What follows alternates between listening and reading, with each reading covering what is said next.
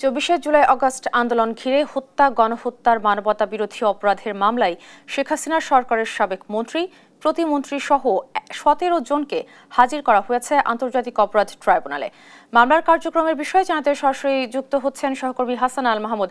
হাসান, আজ কোন মামলার শুনানি হবে? ট্রাইব্যুনালের কার্যক্রম সম্পর্কে বিস্তারিত জানাবেন আমাদের।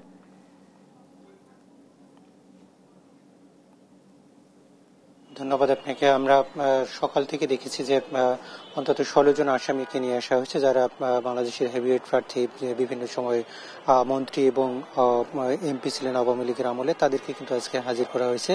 অর্থাৎ জুলাই অভ্যুত্থানে সাধারণ শিক্ষার্থীদের উপর গণহত্যা এবং সাধারণ ছাত্র জনতার উপর যে গুলি চালানো হয়েছে, সেই গুলির মামলায় আওয়ামী সরকারের যেসব হেভিওয়েট নেতা ছিল তাদের বিরুদ্ধে কিন্তু এই মামলাটি করা হয়েছে এবং সেই মামলায় ১৮ জনকে আজকে হাজির করা হয়েছে। এর মধ্যে ১৮ জনকে এই মামলার আসামি ছিলেন, এর মধ্যে অন্তত ১৬ জনকে হাজির করা হয়েছে বলে আমরা জানতে পেরেছি। যদিও একজন পলাতক রয়েছেন, যিনি ওবায়দুল কাদের, আওয়ামী লীগের সাধারণ সম্পাদক, তিনি পলাতক রয়েছেন এবং বাকি একজন ফারুক খান, কর্নেল ফারুক খান, যিনি সাবেক মন্ত্রী ছিলেন, তাকে কিন্তু আজকে নিয়ে আসা হয়নি। বাকি ১৬ জনকে কিন্তু নিয়ে আসা হয়েছে। এর মধ্যে সাবেক আইনমন্ত্রী আনিসুল হক হাসান, সাবেক আইসিটি প্রতিমন্ত্রী জুনাইদ আহমেদ পলক, সাবেক শিক্ষামন্ত্রী, তিনিও রয়েছেন।